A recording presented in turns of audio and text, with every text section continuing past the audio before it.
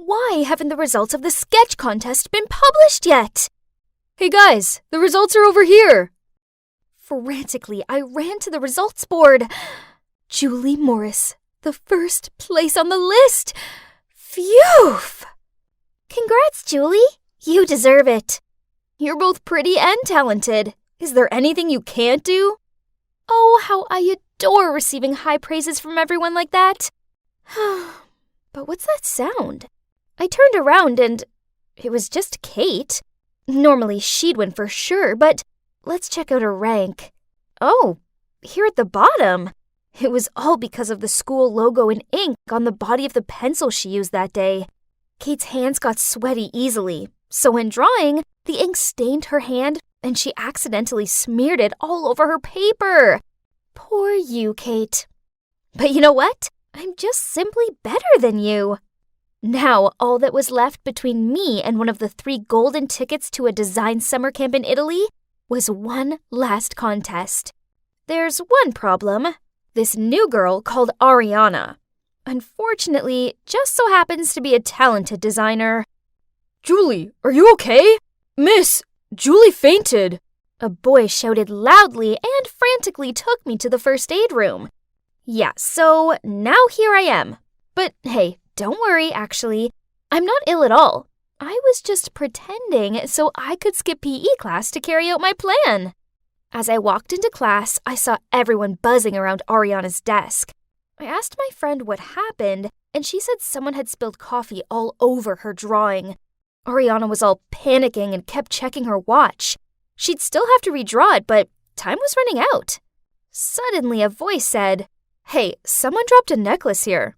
Maybe that's who did all this?" Subconsciously, I touched my neck, and uh-oh, it wasn't there.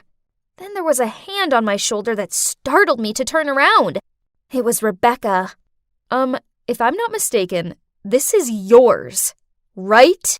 She glared at me. That's my necklace, but... So how did it end up under Ariana's desk? At that moment, I was so shaken that I couldn't say a word. Luckily for me, Ariana piped in. I think it's just a coincidence. Julie would never do something like this. Everyone agreed with her, saying that a sweet girl like me would never do such a mean thing. It's okay. Rebecca was just confused. That's all. No worries. Ugh, how dare Rebecca accuse me? It's crazy to think we used to be besties. You see, I've known her since childhood, as our parents are friends. But then she grew up and turned into this awful know-it-all. But hey, I needed to put it aside. I had to focus on my own design. Just because I'd sabotaged Ariana's design didn't mean I could let my guard down. It was an anxious wait to find out if I'd made the summer camp list. Though I shouldn't have to be that stressed, as of course, I was in. Turns out, even though Ariana had to redraw in a rush, she still got one slot too. But the last slot went to... Rebecca? Huh? I didn't know she was also into fashion design. Anyway, whatever, Rebecca. She was never my match. So, ta-da! Finally, I'm here in Milan, the fashion capital of the world. And guess what? During the summer camp, there will be various competitions, and the best will win a scholarship to the Polytechnic University of Milan. Unbelievable! I've been dreaming about this for a long time. No one was going to stand in my way. The camp was amazing. I enjoyed visiting museums and studying courses in fashion history, choosing clothing material, and cutting techniques. Then, our first test was announced, completing basic sewing skills in the fastest time. Easy peasy! I've even taken some classes on tailoring before, so of course it didn't bother me. Seeing everyone struggling to complete their products, I smiled and confidently pressed the end time button. However, at the same time, someone else hit their button too. Rebecca. Of course, the judges loved my work, but watching them praise Rebecca's work sucked. Ugh! How can someone who has never taken a sewing class be so good? The 2 weeks of summer camp flew by, but then the last challenge arrived, which would decide the winner. Each candidate got a large piece of cloth, and this is all we would be given, which meant no room for mistakes. Everyone was trying to focus and design with maximum intensity. I glanced at Rebecca, who seemed to almost be finished with the dress. And to be honest, her white dress looked quite simple but elegant. Suddenly, it got me anxious. Ugh! Since when did she become such a pain in the neck? We had a little break at noon, so everyone went out for lunch. Meanwhile, I stayed back a little longer trying to finish the test. I just didn't feel like eating, knowing that my dress was not perfect yet. But only, I wasn't able to concentrate on my design. I kept staring at Rebecca's mannequin instead. Should I do this or not? If anyone finds out, then everything will be over. But if I lose, then my dreams will be shattered anyway. Something inside of me kept urging me to go straight to Rebecca's work and immediately splash ink on that white dress. My heart thudded with a mixture of excitement and guilt. Then I quickly fled the scene. When everyone returned to the room and saw Rebecca's dress, they gasped in shock. Huh? Why was Rebecca the only one not panicking? She calmly took a brush, dipped it in the inkwell, and walked towards the dress. Then she started splashing ink over it. What was she playing at? My question was immediately answered when a very unique ink-patterned dress appeared in front of my eyes. Worse still, the judges' faces lit up when they saw it, and they highly appreciated her problem-solving skills. Congrats, Rebecca. You did a good job. Nah, thanks to you, Julie. Let's see who wins. Rebecca sneered and walked away. What did she mean by that? Did she know that I was the one who did it? I was so worried that I tossed and turned all night. Hey, Julie, wake up. You can't be late for the last challenge. Oh, hi, Ariana. What are you saying? Uh-oh. Hang on. How come it was still the 23rd of July? Had I dreamt it all? But it was so strange. Things actually happened exactly like that dream. The ink incident with Rebecca's dress, and her quick thinking to rescue it. Anyways, keep calm. I couldn't let this scholarship slide. I couldn't be that girl that lost out on my dream to someone else. The shame would be unbearable. After finishing the design, each of us would have a model to present it. At that point, I made a crazy decision. Right before the performance, I quickly followed Rebecca's model to the restroom, locked the door from the outside, then put the out of service sign in front of it. When all the contestants settled down to watch the show, Rebecca still didn't turn up. Well, maybe she was still busy looking for a substitute model. Give up yet, Rebecca? I was laughing to myself when my thoughts of victory were interrupted by applause and whistles. Huh? On the catwalk. Is that Rebecca? Wearing her own design? Ariana whispered into my ear. Rebecca is stunning. She totally deserves this scholarship, right, Julie? What? How could Rebecca surpass me again? Hey, Julie, wake up. You can't be late for the last challenge. What? It's still the 23rd of July? Hang on. This meant Rebecca hadn't won yet, and I still had a chance. This time, I decided not to mess up Rebecca's dress. Instead, I looked up online some ideas to improve my own design, and I discovered a wonderful design on a fashion blog, which was quite similar to what Rebecca was doing. Ha! Turned out Little Miss Perfect was just an idea thief. So I decided to design the exact same dress, and 1 hour right before the show, it was time to pull the trigger. I reported to the judge that Rebecca stole my idea and claimed myself to be the owner of that blog. But instead of any sign of panic, a smirk lit up on Rebecca's face as she turned to me and said, "Game over, Julie." Then she went straight to the judge. I didn't know what she told them, but they disqualified me right after. Excuse me? I couldn't breathe or think or anything. I pointed at Rebecca and yelled, "She's the thief! There's something wrong here!" Then Rebecca calmly approached me. "Nice try, Julie, but your dirty tricks won't fool me. I know it was you that ruined Kate and Ariana's projects. And guess who is the real owner of that blog? Yep, me. I stared at her in shock as she continued to talk about the real reason why she stopped being friends with me. She said it was all because of my jealousy, which had turned me into such a mean girl. Julie, you're beautiful and talented. You need to believe in your own abilities instead of sabotaging other people's work. Don't be that type of person. I woke up sweating. I reached for the phone and it was still the 23rd of July. Ugh! Would this day please be over already? But maybe this was good, as this meant I had a chance to put things right. Lunchtime arrived, and I lingered behind and looked at Rebecca's perfect dress. I hovered my hand over the ink bottle, but then I left it where it was. Sighed, then walked back over to my own dress. So, what happened? Well, Rebecca still won, but you know what? It's okay. I tried my best, I didn't cheat, and, well, Rebecca's dress was a worthy winner.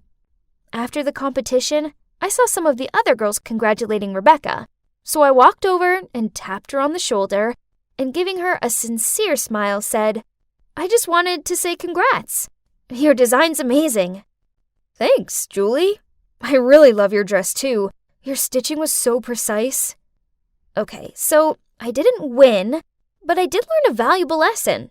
I should always give 100% in what I do, instead of wasting so much time and energy trying to ruin things for other people. Oh, and about that time loop, I put it down to competition stress. I think it must have made me feel like I was stuck in a dream world until I learned the error of my ways. Finally, I've found inner peace, and I'm finally out of that dream. I have to admit, I did whoop when I woke up, and it was finally the 24th of July. Ow. Jess, can we please take a break? 15 minutes, okay?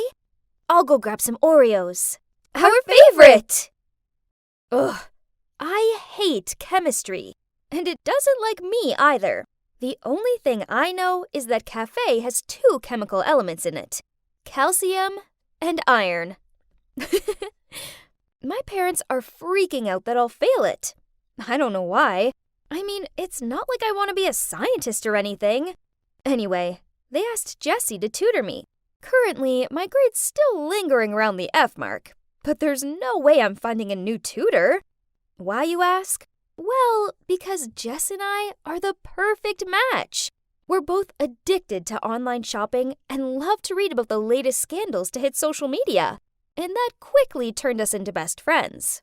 And this is my ABCDEFGH boyfriend, Bryce, which means attractive, brilliant, cute, darling, elegant, funny, gorgeous, and hot. I love him. So, you're probably wondering how I met such an awesome college boy? Well, it's all thanks to Jess, really. As turns out, she's one heck of a wingwoman.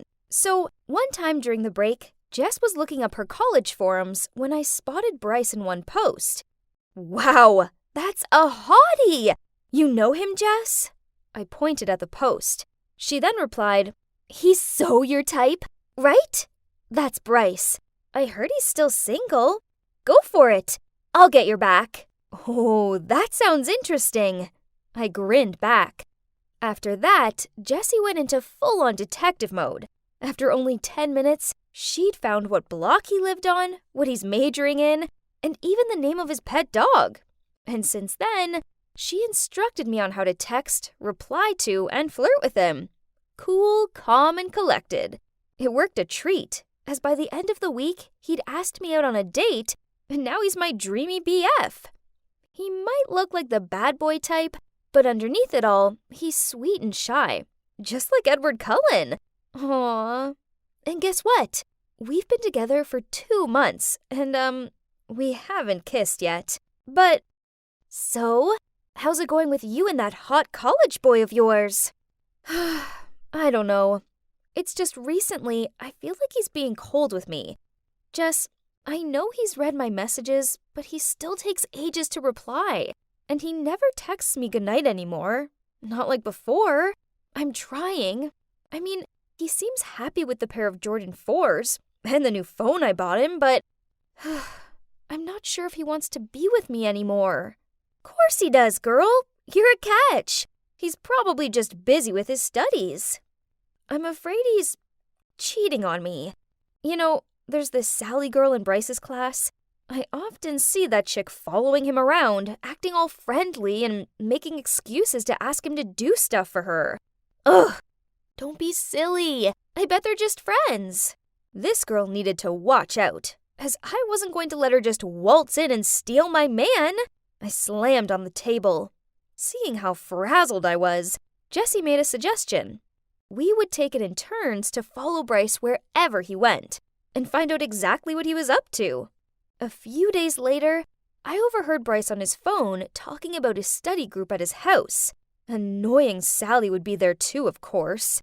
So, being the bright spark I am, I paid the pizza delivery guy to attach a microphone inside the pizza to spy on him. But, the only thing I heard was Bryce's hungry stomach. Yuck! Another time Jessie texted me. Urgent. Saw Bryce in a jewelry shop buying an expensive necklace. Must be for Sally. Sorry. Fuming, I power walked the 20 blocks to his house. But his mom answered the door and proudly showed off the sparkly necklace Bryce had bought her for her birthday. Oops. Then, on one of my days to follow him, I decided to go in disguise. The problem being it was 28 degrees, so my choice of Sherlock Holmes outfit and fake beard wasn't the best idea. I'd just followed him into a grocery store when the world began to black out, and I tumbled straight into a display of cans.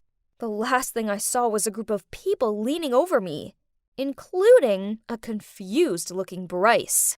Babe, you're awake, but why the freaky costume? I sighed, then replied, I'm sorry. It's just you've been so distant recently. Don't you like me anymore? He chuckled. Maddie, of course.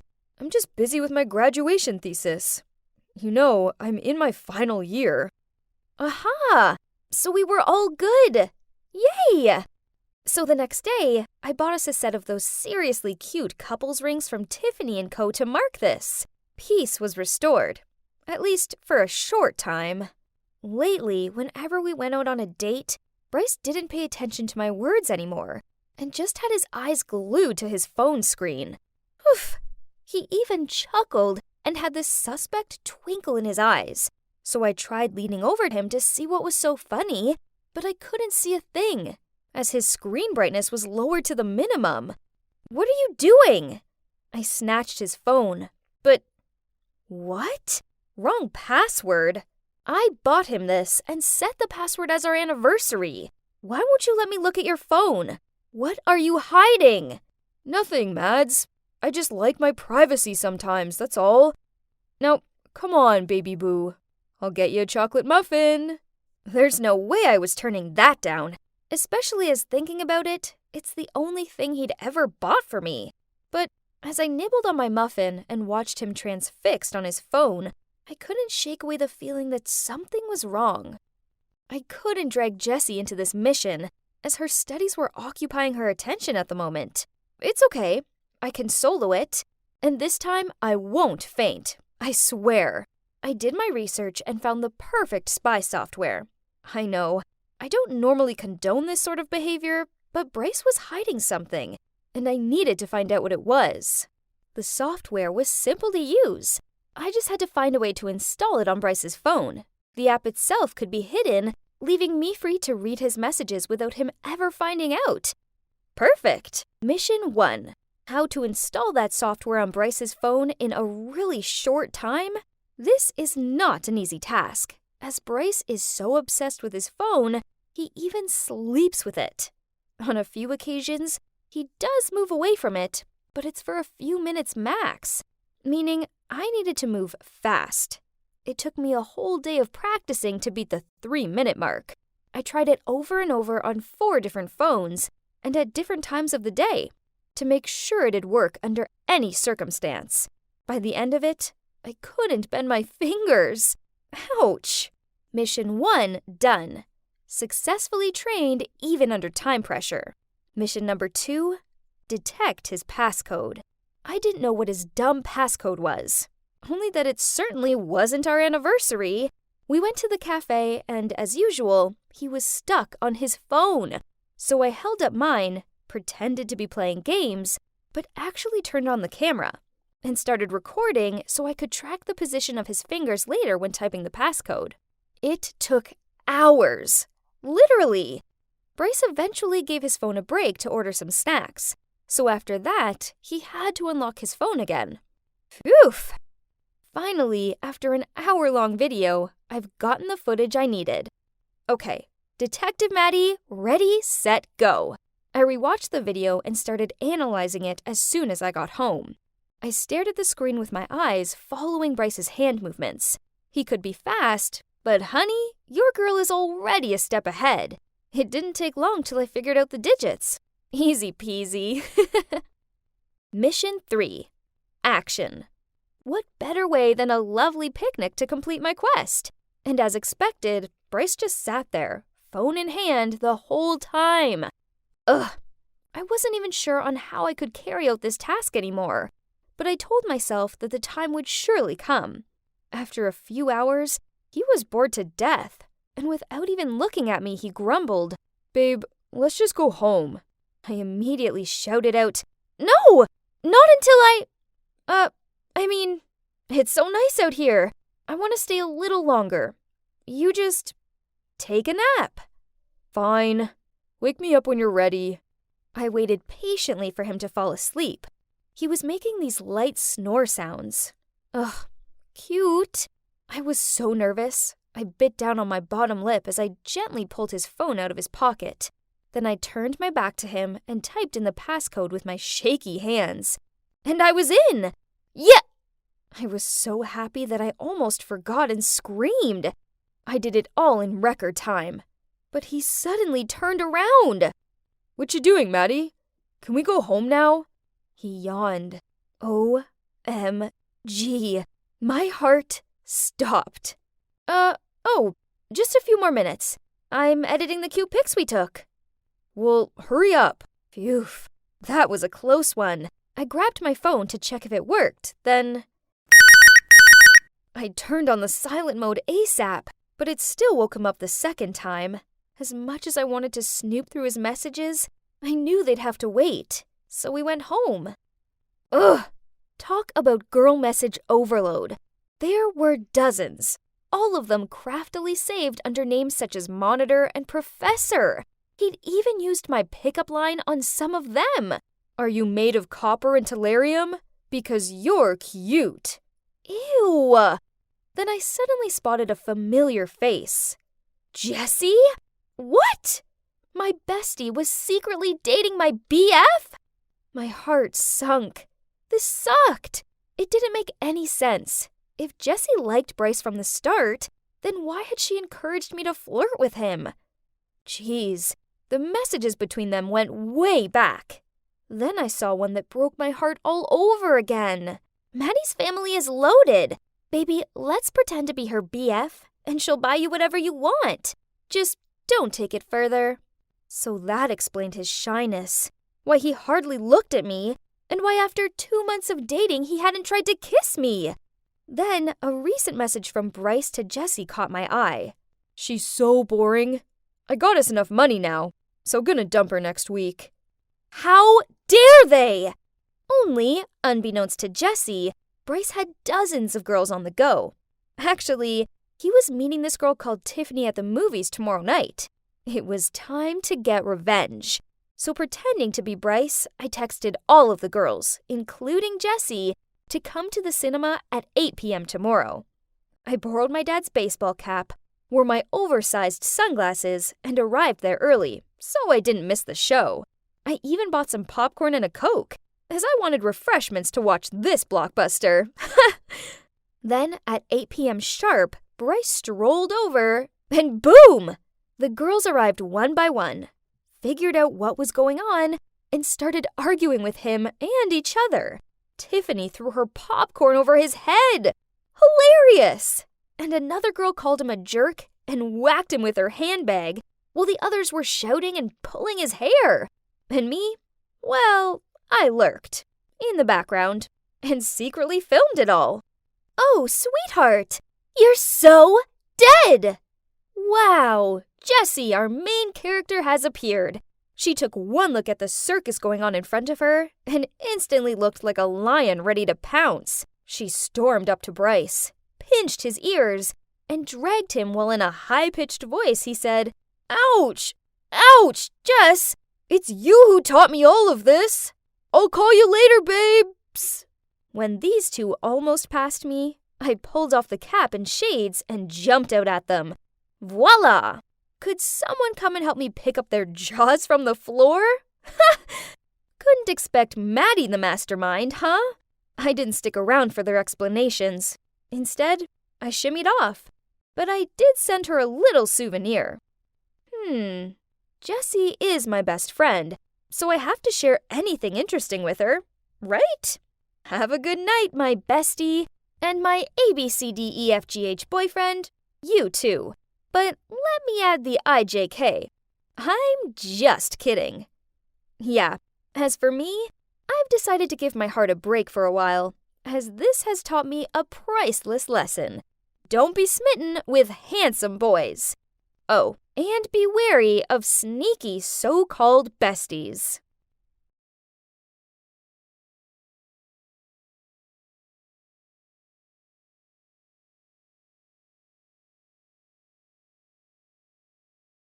Let me tell you something. Something really important. I have acrophobia, so this is my idea of a nightmare. I don't want to be here at all. Oh, and that guy on the other side is Charlie. He's my boyfriend, but I don't actually like him like that. So you're probably wondering how I ended up here. 200 meters above the ground and about to make this terrifying leap? Well, let's just start from the beginning. Hi, I'm Luna, a 17-year-old high school girl from a small town in New South Wales. Growing up, I was desperate to please my hardworking single mom. The problem was she was nearly always tired and irritable. So no matter what I said or did, it usually ended up being wrong. The most common words that came out of her mouth were, "If you want me to love you, you have to be nice." I wanted her to love me more than anything else in the world, so I did everything I could to appease her.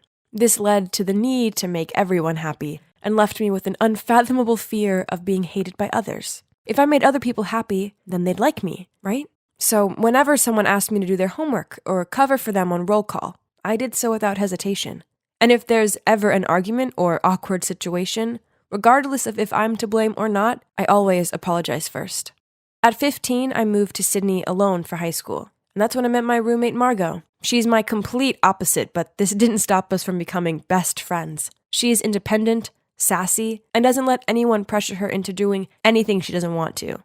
Guys, if I were more like her, I would have been able to avoid a lot of trouble. Once we had a group assignment in biology, and I, by chance, teamed up with these two popular girls. The day before the deadline, they both texted me saying they were sick and asked me to do their parts. This was a lot of work for one person, but I didn't want to upset them, so I agreed.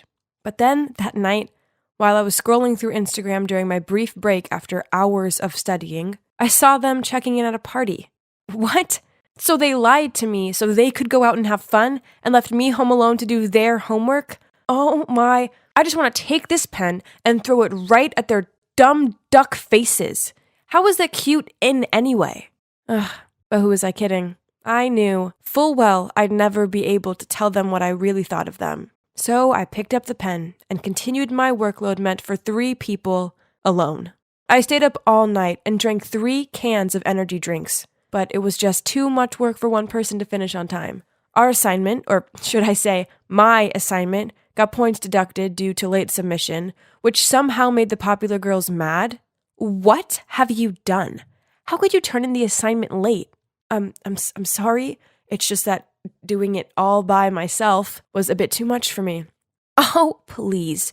You had the whole day to finish it. It's all down to your poor time management. Right at that moment, Margot appeared, out of nowhere, and stepped between us. If you both cared so much about your grades, then you would have helped Luna complete it. Instead of going to some stupid party, how about I report you to the teacher to cross out your names from... Margot, Enough. Sorry, don't mind her. Then I quickly pulled Margot away. Apologizing to them was a ridiculous thing to do. It wasn't your fault. I know it's not my fault, but there's no point making a scene out of it, right? Fine. In that case, I'll leave you alone with all the troubles you've caused yourself. I don't care anymore. Oh, no, I didn't mean to make Margot mad. I quickly apologized to her, told her she was my best friend in the whole world, and asked her to go for a milkshake to make up. A week later, on the day my volunteer club was selling lemonade to raise funds for a children's charity, I suddenly fell sick. Oh no, I'd been telling everyone at the club how important this event was, but now I was the one who'd be absent. How embarrassing. I needed to show them how sincere I was. I texted the club president that I was sick, but if the club really needed me, I could still try to participate. Now I can finally sleep. But who would know? Before I even had time to curl up in bed, he texted back saying how they really needed my help. So if I could come, that'd be great. Oh, no. Did I really have to drag my feverish self over there? Not knowing what to do, I turned to Margot for advice, but she snapped at me. If you knew you couldn't go, why suggest otherwise? People will always take advantage of you if you let them. So just make it clear that you're sick and can't participate. Then she told me how her music club had a dinner meeting tonight, yet she'd already decided she was having a relaxing pamper session tonight, so she immediately told them she was otherwise engaged. Margot was right. If I'd done as she said in the first place, I wouldn't have had to rack my brains looking for excuses to say no without annoying anyone. Finally, I texted the club president that I was afraid of infecting everyone, so I'd better stay home. Then I fell asleep and found my worries plaguing my dreams. The next day, I felt better. So after class, I dropped by the club's room, but I instantly felt weird vibes from everyone. Then when I asked the club president how much money we'd earned from the event, he totally blanked me. Oh, no. He was obviously still mad with me for letting him down. I was lost in thoughts when suddenly someone tapped me on the shoulder. I heard you were sick. Are you feeling better now? It was Charlie, one of the club members. He told me that day I was off sick. He voluntarily took over all of my work. So I invited him out for a thank you dinner right away. Maybe he misunderstood my goodwill gesture, as after that he bombarded me with texts, calls, and soppy memes. Then one day while we were walking together, Charlie suddenly stopped and took my hand. Luna, we've known each other for a while now. I think it's time for me to confess my feelings. I like you. Will you go out with me? Oh my. What did he just say? I stood there dumbfounded. I mean, I liked him as a friend, but not romantically. But when I met his expectant gaze, my conscience began to torment me. He was such a nice guy, so how could I say no to him? In the end, I forced a smile, then nodded in agreement. My feelings for him will develop over time, right? But unfortunately, the answer to this was no. Actually, since we started dating, I found myself liking him even less than before. He does a lot of things that irritate me, such as the time he insisted we wear couple outfits to school. Yeah, slogan shirts with "he's mine, she's mine" printed on them should definitely be left in 2010. Ugh. He smugly ushered me around the school and seemed oblivious to the laughs and points in our direction. If only the ground could just open up and swallow me right away. That evening, noticing how fed up I looked, Margot asked me if everything was going all right between me and Charlie. So I told her everything. I thought she'd get mad at me again, but to my surprise, she just sighed and told me to tell the truth and break up with Charlie before things got too serious. That's the best way to stop both of us from getting hurt. And also, I've heard a lot of bad things about Charlie. People say he's kinda erratic. You better get this over with as soon as possible. Yeah, Margot's right. Next time I saw Charlie, I was ending this once and for all. Turns out I didn't have to wait long, because that Sunday afternoon, Charlie came to pick me up for our date. He told me he had a surprise in store for me, and I was gonna love it. Okay, it sounds like he'd gone to loads of effort, so it was probably best if I left breaking up with him until the journey home. Almost there! Hearing what Charlie said, I looked out the window and, oh my God! Is that a bungee jumping spot? So, long story short, here I am. 200 meters off the ground, my legs trembling like a leaf and my heart thudding like crazy. I was about to cry out of fear when suddenly I heard romantic music playing behind me. I turned around to see Charlie getting down on one knee. Behind him was eagle-eyed staff holding roses and candles while swaying to the music. What's happening? I know we haven't been dating long, but it's clear that we're made for each other. Luna, will you marry me? What? Did I hear him wrong? I mean, I'm only 17. Seeing my puzzled look, Charlie hurriedly said, I know we're still in high school, but don't worry, we can wait till graduation. Then let's have the most wonderful wedding straight after that. This was insane. I stood there, rooted to the floor, not knowing what to do, and seeing everyone watching and waiting made me feel even more pressured. I was trying to figure all this out when Charlie forced the ring on my finger. Oh my God. What should I do? What should I do? Well, in classic me fashion, I didn't do anything. My stupid hand just froze in place. And in the end, it turned out like this. No, I couldn't let this happen. Charlie, actually, I don't have feelings for you. I was going to tell you today, but I didn't expect things to end up like this. You're kidding me, right? If you didn't like me, you wouldn't have let me put the ring on earlier. So I explained everything to Charlie. His face darkened with disappointment. I felt so guilty. I should have just been straight with him from the beginning, then none of this would have happened. We can still be friends, can't we? I asked, but Charlie replied without even looking at me. If you don't like me, then why give me hope? Why the emotionless tone? It felt like he turned into a completely different person. Afraid, I kept quiet, not daring to blurt out so much as a word. I'd be home soon and away from this suffocating atmosphere. But as Charlie drove, I noticed how the surroundings became stranger and stranger. This is definitely not the way to the dormitory. Finally, the car stopped at an abandoned construction site. Luna, get out of the car. Sensing his irritable tone, I did as he said. You can stay here until you've figured out that we're destined for each other. Then call me. I watched in horror as he drove away and left me there. I was all alone, in the middle of nowhere. Panicked, I called Margot for help, but as soon as she picked up, my phone ran out of power. I explored the area, but it was completely deserted.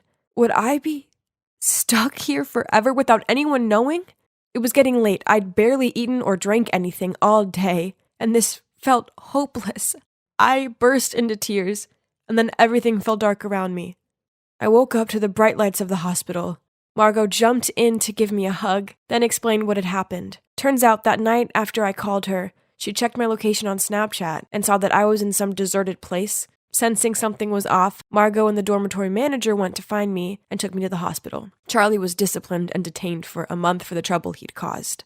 After that horrible experience, I talked a lot with Margot. She comforted me, encouraged me, and said that it seemed like my desire to please others stemmed from childhood trauma. Perhaps it was my mother's words. If you want me to love you, you have to be nice. That created the character I have now. I couldn't continue to let the past consume me. That summer, when I returned home to see my mom, together, we poured out our feelings and faced our problems. I finally figured out that being nice to people wasn't a bad thing, but agreeing to things just to avoid disappointing people isn't the correct thing to do at all. Now, with Margot's help, I'm step by step learning to say no to things I don't want to do, 'cause life's way too short to say yes to everything. Don't you think? Hey, Daisy here. I'm just your normal 19-year-old college girl living away from home for the first time. And can't deny that it could get lonely sometimes, and I felt homesick a lot. But it's okay though, as I have Lucas, my loving boyfriend. Okay, yeah, his family is well off, so he always treats me to nice places and buys me nice gifts. A few months ago, he told me to move in with him in his family's mansion. And I've agreed. But don't get me wrong, I'm not a gold digger at all. I just had no other choice. It all started one night when thieves broke into my apartment while I was asleep. It was terrifying. I knew they were ransacking my living room and stealing my TV and laptop, but I'd rather stay put to protect myself. After that, I didn't want to be home alone at all anymore. Lucas, too, was worried for me, so one evening he told me, "Daisy, I think you should come live with me, at least until you find a roommate." Wow. I wasn't expecting that, but I guess it made sense. I felt a bit awkward about it, though, as I've only been to his house, or should I say his parents' mansion, a few times.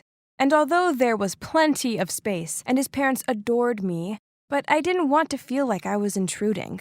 Sensing my apprehension, he continued, "I've explained the situation to my parents, and they're cool with it." I smiled at him and replied, "Well, okay then, but it will just be temporary." Before I moved in with Lucas and his family, I felt very anxious. I wasn't sure if I'd be able to adapt to their lifestyle, and I didn't want to upset his parents. I worried a lot, but not once did I think my trouble would be with the maid. Yep, you heard me right.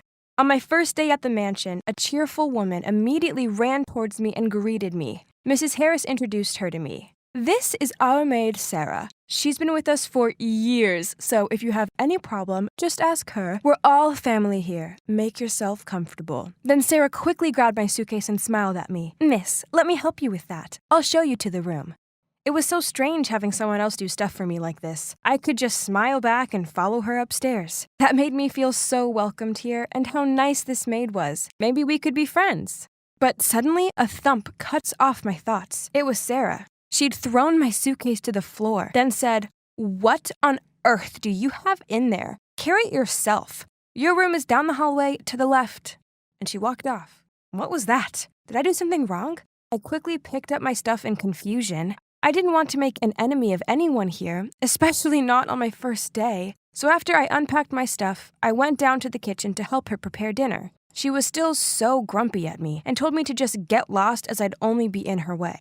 I remained persistent as I really wanted to resolve whatever her misunderstandings about me were. Eventually, she gave in and said, "Fine, you want to help? Go dice up all of those onions." "Yes, sure, but all of these?" I asked her while staring at a basket full of onions. "Are you going to help me or not?" she said sharply. I replied, Okay, don't worry, I'll do it." I tried starting up a convo with her, but she just rolled her eyes at me. Meanwhile, the onions were giving me hell. My eyes were burning and tears were streaming out. Ouch! When I finally finished, she stared at my swollen eyes and said, "If you're that upset about living here, you could just leave." "It's the onions," I told her. She smirked as she took them off me, then walked straight to the trash and threw them away, saying, "You took too long. I didn't need it anymore." What? My face dropped, but I was far too exhausted to argue with her anyway. That's when Lucas and his parents came down for dinner. Sarah quickly set up the tables, then called me over with a bright smile as she pulled out a chair for me. "Miss Campbell, please take a seat. Dinner is ready." Was she for real? I couldn't keep up with her constant change in personality. After dinner, I approached Sarah while she was doing the dishes. "Look, I'm sorry, but did I do something to upset you?"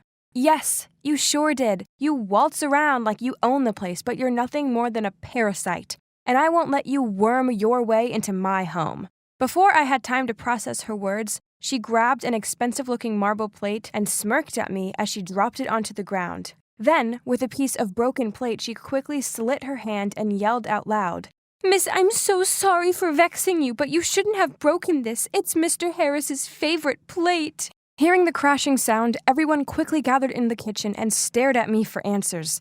I immediately explained, "No, it's not like that." But Mrs. Harris said, "It's okay. Let's help Sarah first." Then she led her off to get the first aid kit. I grabbed Lucas's arm. "Babe, I really didn't do that." He reassured me with a smile. "Daisy, don't worry about it." "You don't understand. Sarah did it on purpose and blamed me." He laughed as if he'd just heard something ridiculous, then said, "No way. I bet it was just some sort of misunderstanding. Sarah is really nice. Don't worry, you two will get close in no time. Now let me clean up this mess. You go and relax." I felt frustrated and fed up, but I reluctantly went back to my room. This girl was definitely onto me. But for what reason? Over the following weeks, her vendetta against me continued. She washed my white clothes with colored ones, then intentionally threw away my stuff and made out she mistook it for trash while cleaning my room. She put extra hot chili flakes in my food, then rushed over with a glass of water when I started to choke, and so on. Worse still, Lucas and his parents wouldn't hear a bad word said against her. They were completely oblivious to how crazy she was. I didn't understand why she hated me so much. Was she jealous of me or something? All right then. If she wanted to play with me, then game on. So I decided to spy on her to catch her red-handed and show everyone her true self. My chance to expose her finally arrived. I was passing her room and I saw her holding a watch. I recognized it. It was Mr. Harris's. She looked shifty as she placed it into her drawer and hid it underneath some of her clothes. Aha! Got her! I quickly ran to the garden to find Mrs. Harris and managed to persuade her to come with me to Sarah's room. Sarah stood by looking all innocent as Mrs. Harris checked her drawer, but the watch wasn't there, and instead we found it still intact on the vanity in the master bedroom. Huh? At that moment, Sarah suddenly bawled out, Ma'am, I would never steal from you. You know that. I've gone out of my way to please Miss Campbell here, but she's intent on making my life a misery. Oh my God. Those crocodile tears. Did she have no shame? I tried explaining myself to Mrs. Harris, but she held up her hand and told me she didn't want to hear it. I wanted to make amends, so the next morning, I prepared Mrs. Harris's favorite smoothie and breakfast for her. I set it up nicely on the dining table, then went upstairs to get her, smirking at Sarah as she passed by. Mrs. Harris seemed happy with the gesture, but just an hour later, she said she didn't feel well. She was clutching her stomach as she glared at me and blamed me for poisoning her food. What? How frustrating! And Lucas wasn't even home for me to talk to. So I went to the kitchen to check the expiration date of everything I'd used. But I swear it was all fresh. I even went through the trash to check the used milk carton. That's when I saw some sesame seeds in there. That's odd, as I knew Mrs. Harris was allergic to them, so we never had them in the house. It had to be Sarah. She must have poisoned the breakfast with them when I was out of the room. Later that day, Mrs. Harris was feeling better, so I went to see her and told her that I was leaving, on one condition. Then I persuaded her to come into my room and hide in my closet.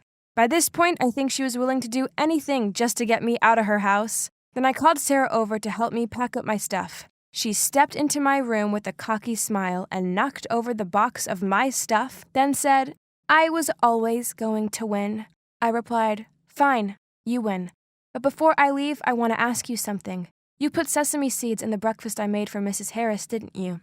Sarah looked around to check no one else was about before she grinned at me and said, "Yes, it was me, all me. While you were sucking up to Mrs. Harris, I ground some up and mixed them into the disgusting smoothie you made. Oh, I also pretended to steal the watch because I knew you were spying on me. Geez, you made it so easy." "But why?" I asked. "But why?" She imitated my voice. "Because this is my family. I've lived here for years. You can't just show up all pretty and carefree and expect to have everything and push me out of my own home. I never wanted to push you out. All I wanted was to be your friend." As if. This is my gold mine, not yours. Sooner or later, all of this will be mine, and God knows I deserve it. I've put up with this annoying family and a poor salary for years. Mr. Harris always dreamed of having a daughter, but no, he's stuck with that dumb son of his. It's only a matter of time until he realizes I can be the daughter he longed for. Or, now that you won't be around, it'll be easy for me to trap Lucas by having his baby. Either way, the winner is always me. Suddenly, the wardrobe doors burst open, and out emerged Mrs. Harris looking furious. She pulled Sarah's hair and dragged her out of the room. Wow, who knew the mild-mannered Mrs. Harris could be so kick-ass? I guess everyone has a hidden side. Anyway, this proved my innocence, and Sarah was kicked out right on the spot. Then Mrs. Harris apologized to me and insisted that I should keep staying with them. I thanked her for the offer, but politely declined. As I felt ready to leave and move in with my friend, I was just relieved that she'd learned the truth and that Sarah had gone once and for all. So, Lucas and I are still together and are very happy. Yes, it was annoying he didn't believe me at first, but he's such a sweet and trusting guy that he'd never expect someone could be capable of such horrible things. But hey, that's just one of the many reasons why I love him. As for his parents, well, I still visit them sometimes. I even cook for them now and then, but thankfully, there have been no more sesame seed incidents, and there's no more crazy maid to contend with. Phew!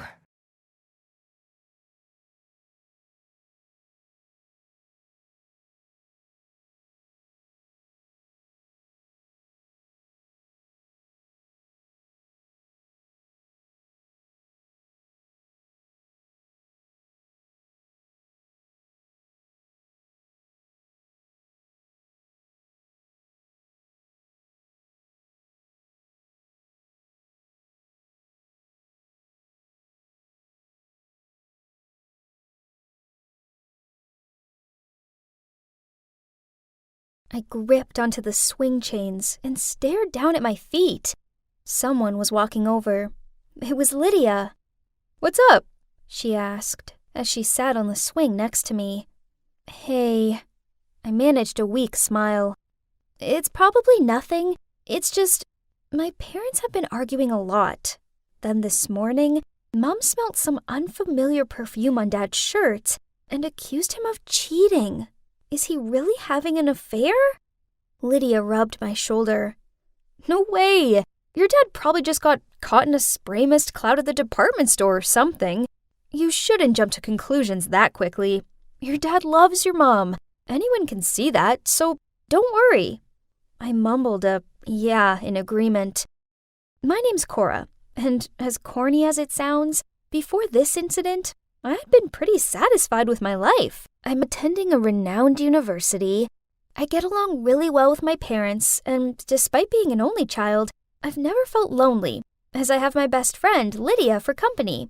She's more of a sister to me. Regardless of the problem, I just needed to drop her a message, then we'll meet at our spot, which is the swings at the park.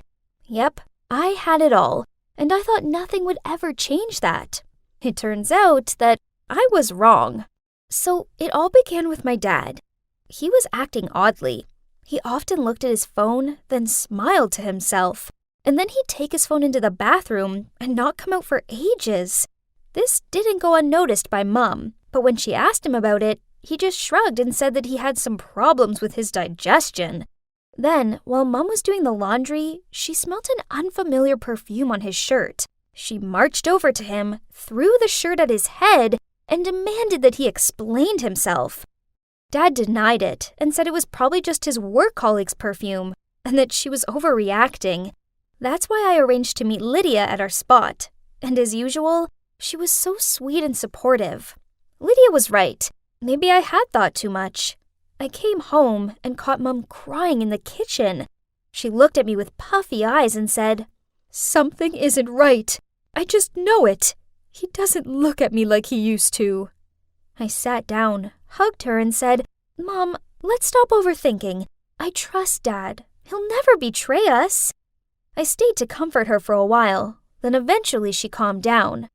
The next evening, Dad came home with a big bouquet of blue roses, Mom's favorites.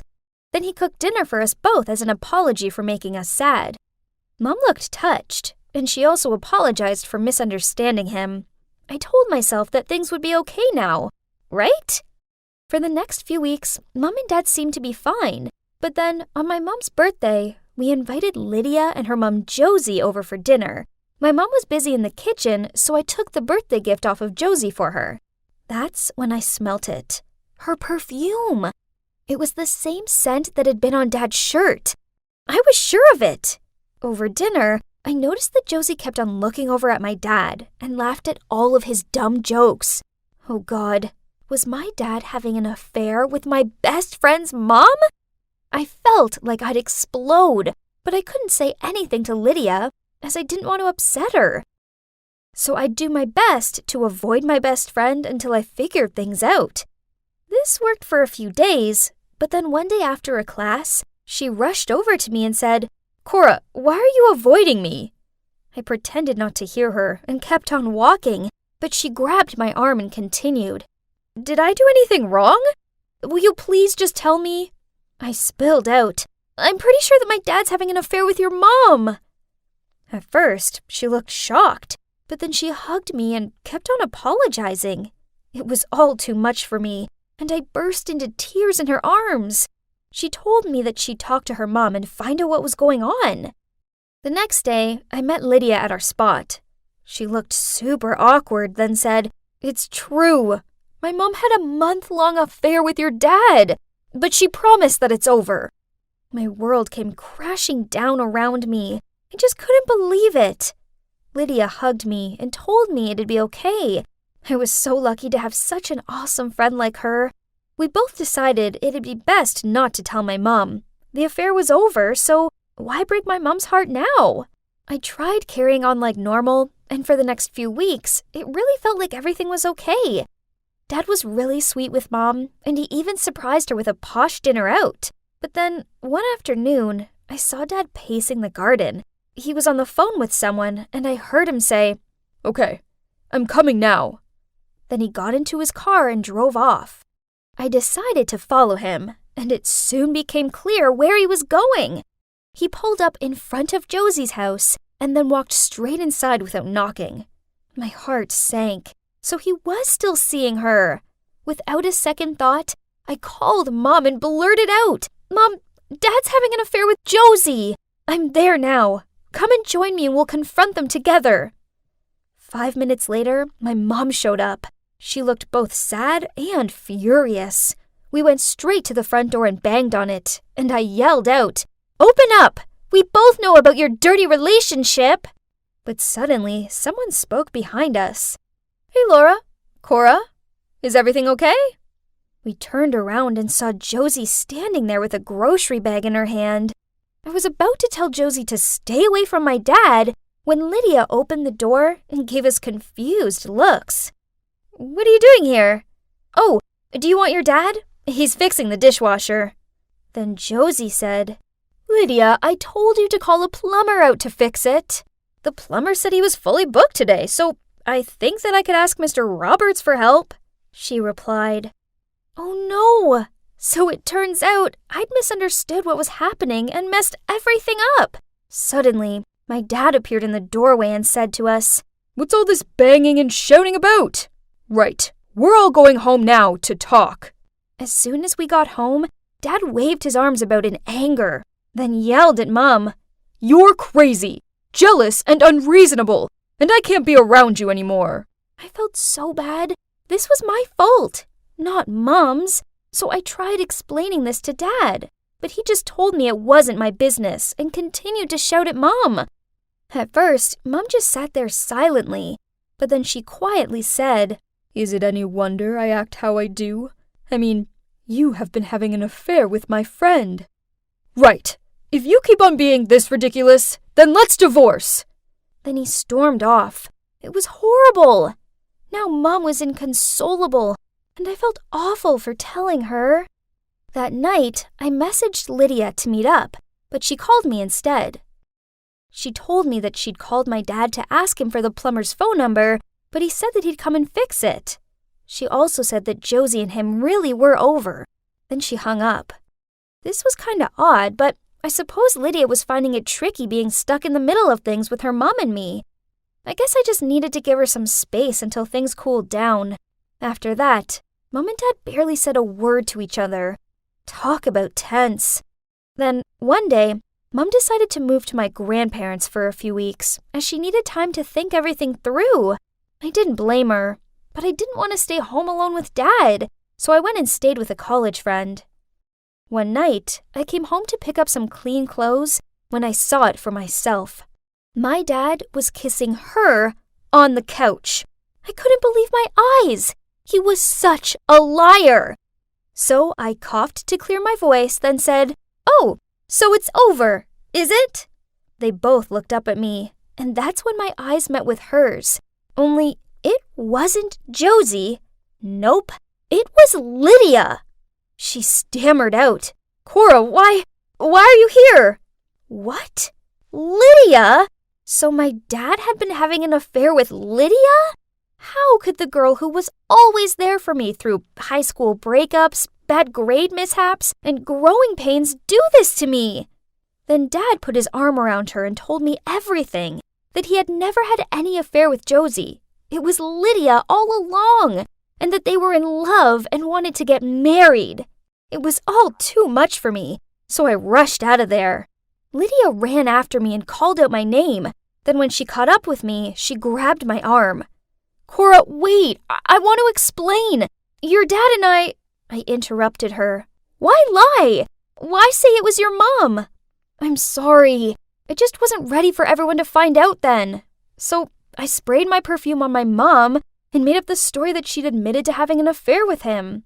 As for the dishwasher thing, well, I set that up, as I knew you'd follow your dad and call your mom. I feel bad, but your mom needs to know. He doesn't love her. He loves me." I jerked my hand away and shouted, "You're such a liar! You don't deserve to be my friend, and you can't have him! He's with my mom!"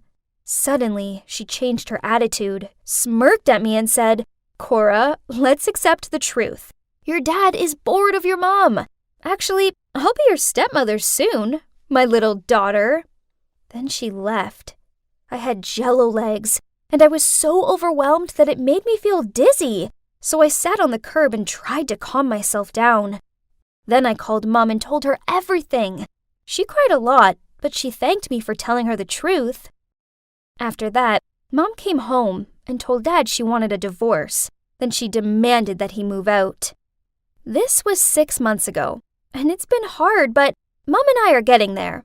I haven't spoke to Dad or Lydia since, although I've heard that they're living together. I know I can't avoid them forever, but I just don't know if I'll ever be able to forgive them. For now, I'm staying strong for Mom and helping her through this. Then maybe one day in the future, if they contact me, I'll be ready to meet them, and maybe, eventually, find it in myself to let them back into my life.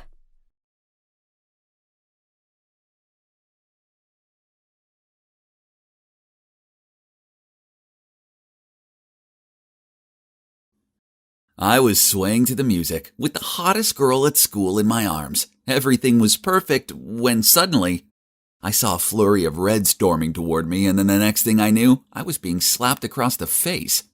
Ugh, it was my ex, Rosie. She was looking at me as if she wanted to snap me in half. Okay, so Rosie and me had only broken up yesterday, but that didn't mean she had the right to go full psycho on me. Hey, so I'm Andrew, and I like to think I'm a pretty smart guy. The problem is, I'm a sucker for hot girls. I tend to be blinded by their beauty. The result being, I don't always make the best decisions around them. But I had no idea what drama my weakness for a pretty girl was about to get me into. So it all began with the end-of-term college party. Me and my friends went heavy on the drinks. So when my friend Brad bet me a burger that I wouldn't go and ask Lisa to dance, well, I didn't hesitate in approaching her. Geez, she's so hot and way out of my league. So I was expecting her to tell me to go away, but instead she smiled and let me lead her over to the dance floor.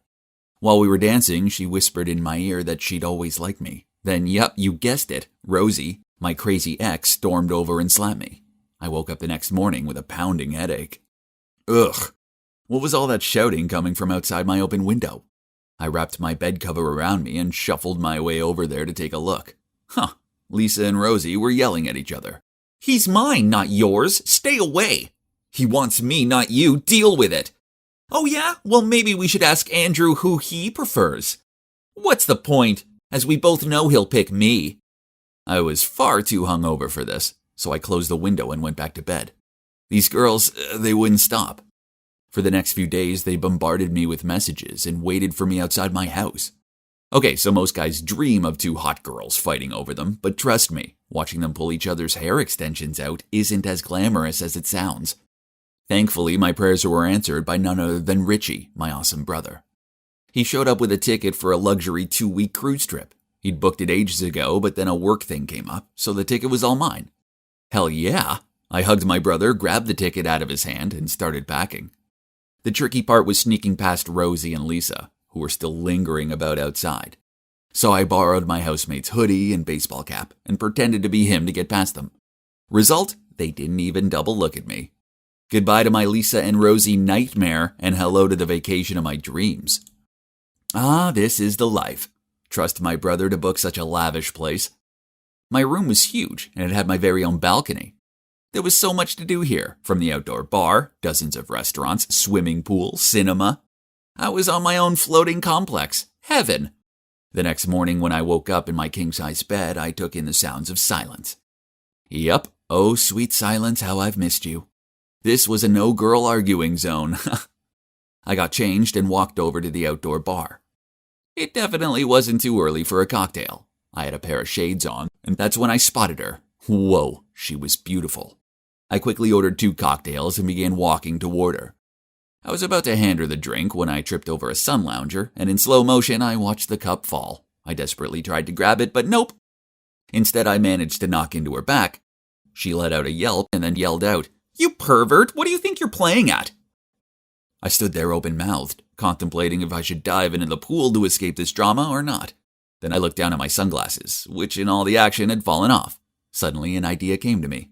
So I bent down, stretched out my arms, and pretended to fumble around for them. She looked at me for a while, then picked my sunglasses up, placed them in my hand, then said, "Oh, I'm sorry, I didn't realize. Here, let me help you." Then she took my arm and guided me across the pool area. I thanked her. And then, with my trusty shades on, I watched her walk away. So she thought I was blind.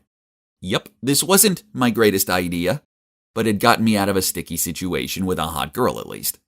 Later that night, I went to the buffet restaurant for dinner. I was stacking my plate when I bumped straight into someone and almost dropped my plate. Ugh, it was that hot girl again. I quickly put my shades on, then deliberately turned the wrong way and loudly said, "Oh, I'm sorry." She put her hand on my shoulder and guided me so I was facing her, then said, "Yeah, it's me, the girl from the pool. And it's okay, I should have been looking where I was going. Do you need any help?" I quickly cut her off. "No thanks, it's okay." Then I lifted my plate up to my nose and sniffed it. These prawns sure smell good. She raised an eyebrow at my food-smelling talent, so I carried on pretending to sniff the food as I put it on my plate. And you know what? She wouldn't quit staring at me. Eventually, she walked off. Phew, what a narrow escape. Afterward, I went to the top deck bar to chill out, with yet another cocktail. Then who should walk over but, yup, you guessed it, the hot girl. I immediately looked away from her, but what's this? She walked over to me and sat down opposite me. "Hey, do you remember me?" she asked. Seeing my chance to flirt with her, I replied, "Oh yes, how could I forget someone as beautiful as you are?" "Huh? How do you know that I'm beautiful?" Damn it, I needed to think before I spoke. "Ah, well, it's your voice. A sweet voice like yours can only belong to a beautiful girl." Crisis averted. As after that we started chatting, and oh boy, she's a sweetheart. Do you know that she's an activist for an organization that works hard to guarantee the rights of baby girls born in Africa? I know, amazing. The evening came to an end and she said, "Oh, my name's Bella, by the way." I replied, "Bella, a name as beautiful as your soul. Mine's Andrew." She gave me a nervous giggle. "Well, Andrew, it's getting late, so I suppose I better get back to my cabin." I didn't want the night to ever end, so I blurted out, "Whoa, Bella, look at the sky. Isn't it so stunning?" She glared at me and then replied, "How would you know that?" Oops, of course, I was meant to be blind. I can feel it from the breeze." She gave me a quizzing look, then said, "Right, well, good night. How about we meet at the arcade tomorrow, let's say 10 a.m.? I excitedly agreed, then she left. Another close escape. I really needed to be more careful. Bella, Bella, Bella. I couldn't stop thinking of her. The next day, I'm such a kid when it comes to arcades, I can't help it. My inner child comes out and, ooh, a car racing game. Nope, I was pretending to be blind. So I awkwardly lingered in the foyer and waited for Bella to show up. When she did, she took my arm and guided me through the arcade. She described all the different games machines to me, which I thought was really sweet. Then she led me over to the plushie grabber machine and squealed excitedly. Hoo-hoo, I loved these as a kid. Soon I was fumbling about to slot my money in, adamant I was going to win her a plushie. But wait, I was meant to be blind. So I touched the controls, then closed my eyes. Her laughter said it all. Massive fail. It was all going to be okay until Bella had to use the restroom and instructed me to stay put and wait for her by a shooting game machine, which just so happened to be my all-time favorite arcade game. I rushed over to it as soon as she was out of sight, grabbed a gun, and shot 5 cannons in a row. Then I jumped up and down and whooped in the air. I turned around and saw Bella frowning at me. Oh boy, busted. I tried to explain, but she just shook her head and said, "How could you? You're a coward, a pervert, and a liar." Then she ran off. I felt terrible. I tried searching the ship for her, but I couldn't find her anywhere. Feeling bummed out, I ordered a cocktail, then went for a walk across the deck. Suddenly, I heard shouting coming from below me. Huh? What was that? I peered down and saw a man and a woman trying to drag a little girl into one of the safety rafts. Hang on, they weren't alone. Bella was there too. She was trying to pull the little girl away from them. Without even thinking, I dropped my drink and ran over to them. I charged towards the woman and knocked her so hard she almost fell into the sea. The man reached out to steady her, which gave Bella a chance to pick up the kid. Then she grabbed my arm and pulled me away. After that, the bad guys jumped into the raft and sailed away. We returned the girl to her parents. It turns out Bella was on her way to her cabin when she saw a couple in tears as they couldn't find their daughter. So she went looking for her and walked in on the kidnapping. After that, Bella forgave me. Well, I did save the day and all. And we spent the rest of the trip together. Then on our last day, I got down on one knee and asked her to be my girlfriend. And she said yes. I took her back home with me, and as we walked over to my house, Lisa and Rosie ran towards me and started arguing with each other about who I liked more. Oh shoot, I'd forgotten about them. Reading the situation, Bella approached them. "Thank God you're here. I assume one of you is his girlfriend, right? There was an accident, and Andrew's blind now, and he really needs someone by his side 24/7. Hearing that, I quickly coordinated with her by waving my arms wildly about. "So, which one is your girlfriend, Andy?" It's Lisa." Rosie quickly chimed in. No, he's all yours. We only hung out once. Ha, what suckers. I watched them run away. Then Bella and I burst out laughing. After that, I held my arm out to her and let her guide me home, for old time's sake. Lying to her about being blind was a jerky thing to do, but I only did it in the first place because being around beautiful girls makes me so nervous I do dumb stuff. It's just lucky that Bella forgave me, because I think this dumbass may have found his dream girl.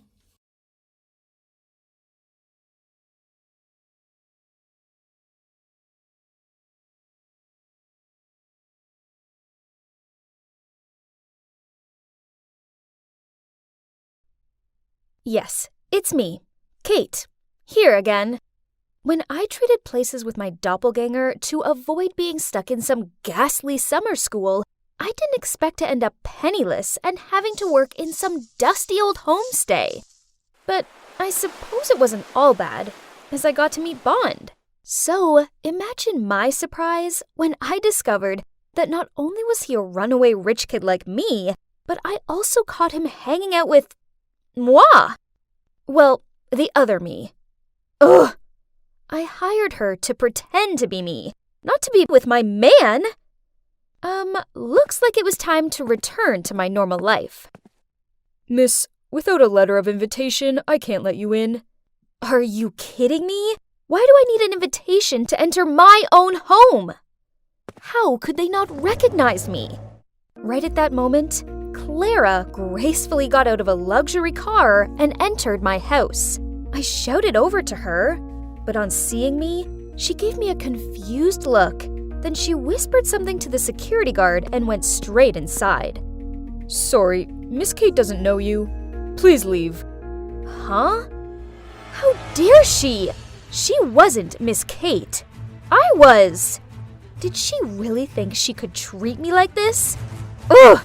I'd show her who the real rich girl was. But as I was leaving, I caught a glimpse of myself in a car window. Oh my gosh, I looked horrendous. My once bouncy curls, perfectly made up face, and glamorous clothing were no more. Instead, I had a greasy ponytail, my skin was completely bare, and I was in worn old clothes. No wonder the security guards didn't recognize me. I barely recognized my own self. Well, well, well. How comfortable it is to be back in my room, doll up again, and just take back what's mine. How did you get in here? This is my room, remember?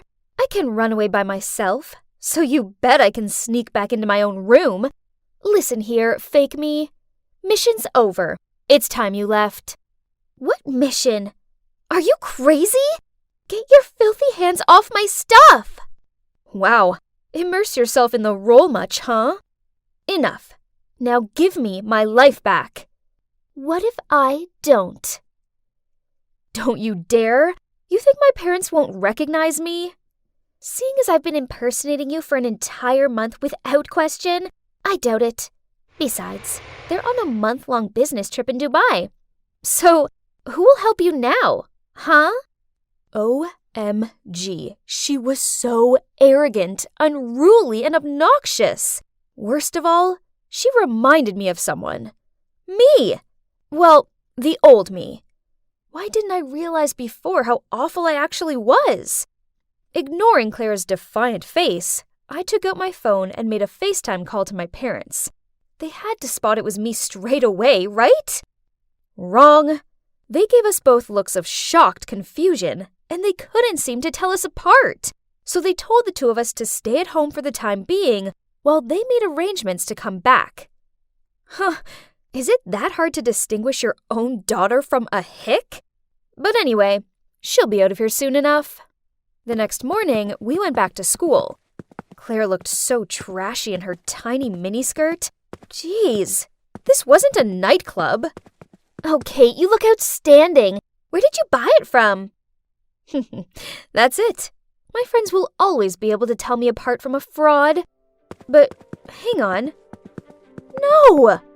They were moving toward Clara. Huh?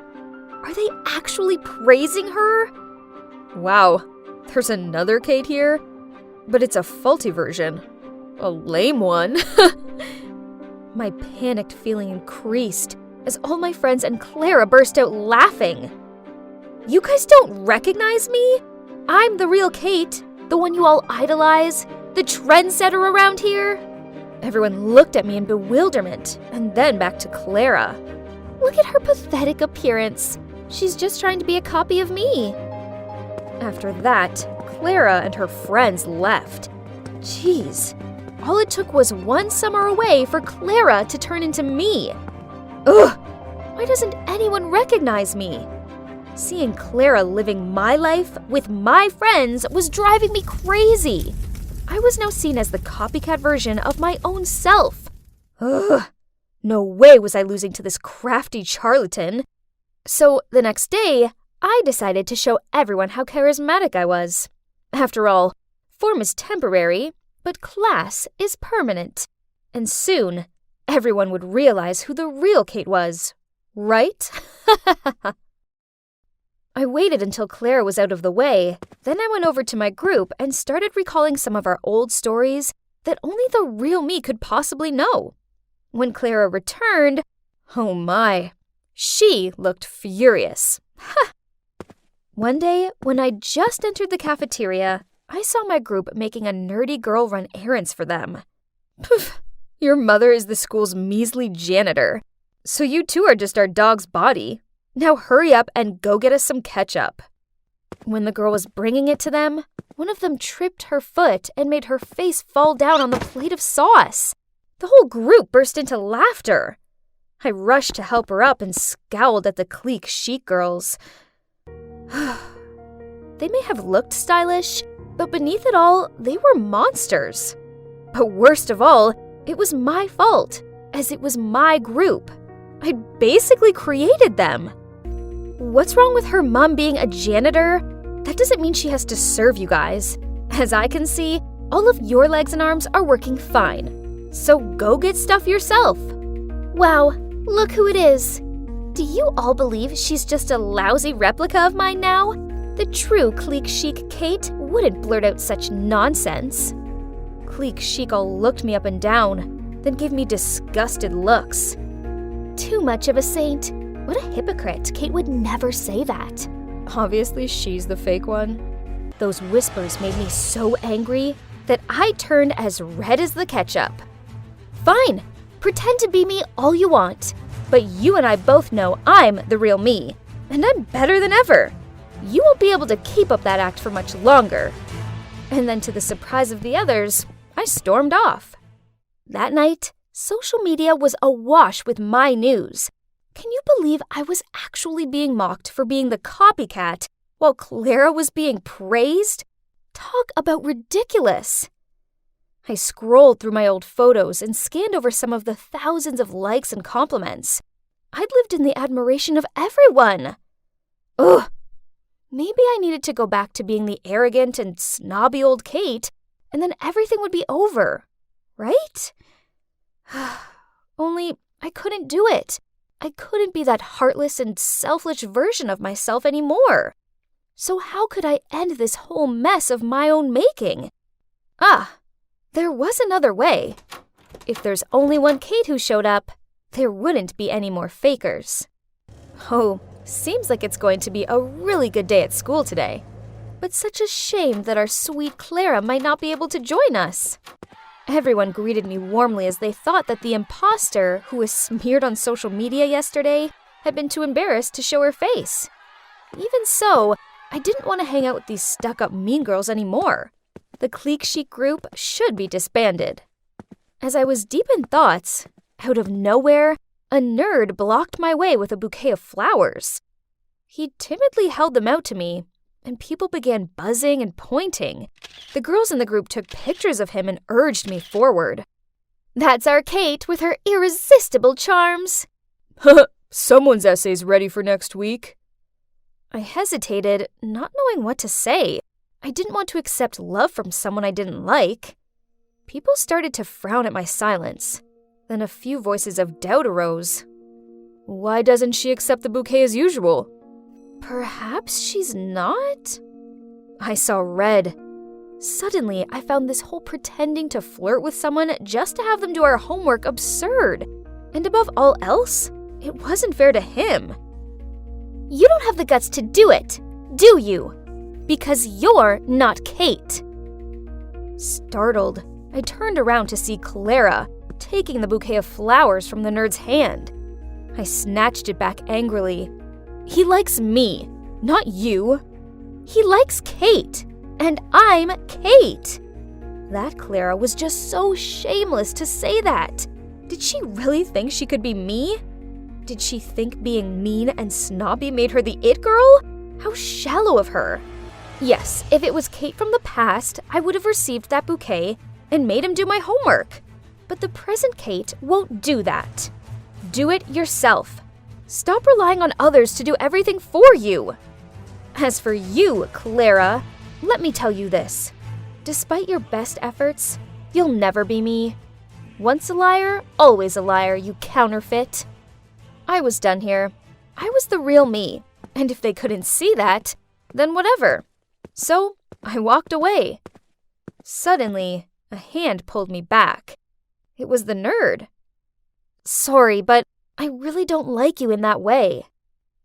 You really don't have feelings for me? Are you sure? Upon his words, he took off his wig, glasses, and the mole on his face. Bond? Is it really you? I was so shocked that I couldn't believe my eyes. Bond handed me the bouquet and said, You won't say no, will you? Of course. How could I say no? I led him to an empty classroom to talk. Why are you here? And what's with the disguise? After I left the homestay, I went back home.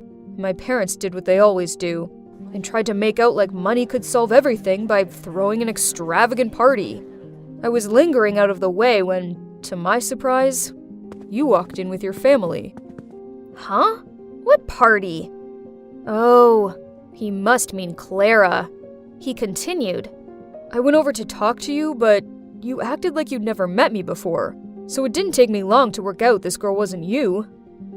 I was worried, so I called the homestay and they said you'd left. Determined to solve this mystery, I went to your school and found everyone was in a frenzy, as out of nowhere 2 Kates had appeared.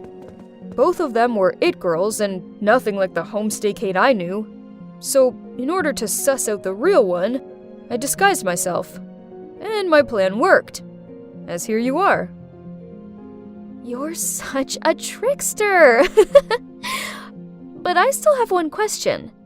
Why did you suddenly leave the homestay that day? So, turns out his passion for marine life led him to run away from his disapproving parents and go to a coastal homestay. Only, when he realized from the newspaper that his parents were looking for him, he didn't want to get the homestay into trouble, so he returned home. You should have at least said goodbye to me. I was so down when you left like that. Did you know that? Kate, I'm truly sorry. I never meant to upset you. Actually, I'm kinda crazy about you. After that, Bond drove me home. And guess what? Looks like my parents were back earlier than expected. As for the fake Clara, she'd already fled the scene with a load of my clothes and makeup. But, whatever. At least she'd finally gone. So, what now? Well, I'm dating Bond, and I'm so happy with him. At weekends, I go to the coast and help him with his marine animal research, which is actually a lot of fun. And I don't even mind having salty air lips. I never take my parents for granted anymore, and I never force other students to carry out dumb errands for me. And of course, clique chic was no longer a thing. Everyone at school had grown used to the new and improved version of me. Obviously, I'll always be the it girl who sets the trends, but only the decent ones. So, in the first part of my story, my parents set me up on some blind dates. First, there was Trent, who ended up being gay, so that didn't work out. And then I met Corey, who wasn't far from being called my worst enemy. We hated each other, but still, he made me go on dates with him, And then it turned out he was also gay, and that Trent was actually his ex. Corey begged me to help him get Trent back. So let's see how Trent will react to this. I decided to casually ask Trent about his past relationships and stuff, to see if he'd bring Corey up. He said he'd been so badly betrayed by his ex and that he still hadn't forgiven him for it. Clearly, he was talking about Corey. I didn't know what to do. It was killing me to see how miserable they both were. Seeing how Corey desperately wanted Trent back made me realize that he had changed. If he was given one more chance, he would never risk losing Trent a second time. So I decided to help them get back together. I told Corey about it first, and I have never seen him look so happy. And after that, we started getting on pretty well, because we didn't have to pretend to be dating anymore. We could just be ourselves. And guess what? He's not actually that bad. In fact, he was just like me, having to put up with his parents setting him up on stupid dates. He even told my parents that I was such an amazing girl. And after that, my parents started to respect me more. The only thing was, I couldn't let Trent know about my plan.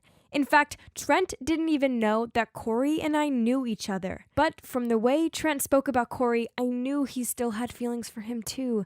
So all I had to do was set up a date for them and let fate handle the rest. I asked Trent to meet me for dinner and arranged with Corey to secretly show up later. But as soon as Trent saw Corey, his face went bright red, and within a second flat, he was furious. He stood up and started yelling at us both and even pushed Corey out of the way as he stormed out. Every single person in the restaurant was staring at us, and I even heard some old couple whispering that I was clearly two-timing these guys, and I'd just been caught, and how embarrassing that was. Trent was really mad at me after that, so I had to try and get him to forgive me, and at the same time, try and persuade him to give it another go with Corey. I knew that Trent had a sweet tooth, so I started making cupcakes and cookies and leaving them on his doorstep. He never answered the door no matter how many times I knocked, and one time I left a 3-tiered chocolate cake at his door, and I overheard his neighbors talking. One of them said, "Oh, when will she stop? What a desperate gold digger." And then the other looked at me and started shaking her head. She said, "She clearly has no dignity. What kind of girl chases a boy like that?" I was so embarrassed. I realized how needy I must have looked, so I ran back to my car, but before I got in, Trent came running after me. He had heard the neighbors too, and he'd realized how hard I'd been trying. He said to me, "Crystal, stop it already. You keep trying to fix things that were never your fault to begin with." Well, at least he'd spoken to me again. I told him I was sorry, and I just missed hanging out with him. So he said he forgave me, but there was one more thing he wanted. I replied to him with the biggest smile on my face. "Sure, anything for you, Trent. I'm all yours for today." "Okay then, let's go to the theme park. It's been a while, and I need something to relieve all this stress," he said. I'm pretty sure I started to sweat a little upon hearing that because I'm literally petrified of heights. So we went there and went on all the rides that Trent wanted to, and I had to close my eyes the whole time and spent most of the day clinging onto him out of fear. But Trent seemed to have a great time, and I was just glad to make him happy again. That was all that mattered. After that day, I was able to bring up Corey again, and I told him that he didn't have to take him back, but maybe he could just open his heart a little and give Corey a chance to explain himself. He reluctantly agreed, just so that I'd stop going on and on about it. And he did give him a chance. Well, not really a chance, but he did keep the gifts Corey sent instead of sending them right back. And he stopped blocking his number. They even started talking again. Anytime Trent replied to Corey, Corey would call me and tell me, and he'd be so excited. And they even met up to have a serious chat about what had happened. Now there's no more bad blood between them, and all that was left to do was for Corey to make a move to win Trent back. Corey started to shower Trent in love. He even bought him an annual pass to the theme park and backstage passes to his favorite singer. But still, Trent wouldn't budge. He was being nice to Corey, but he didn't seem to want to date him again, which was so weird. What was going on? Had Trent met another guy already?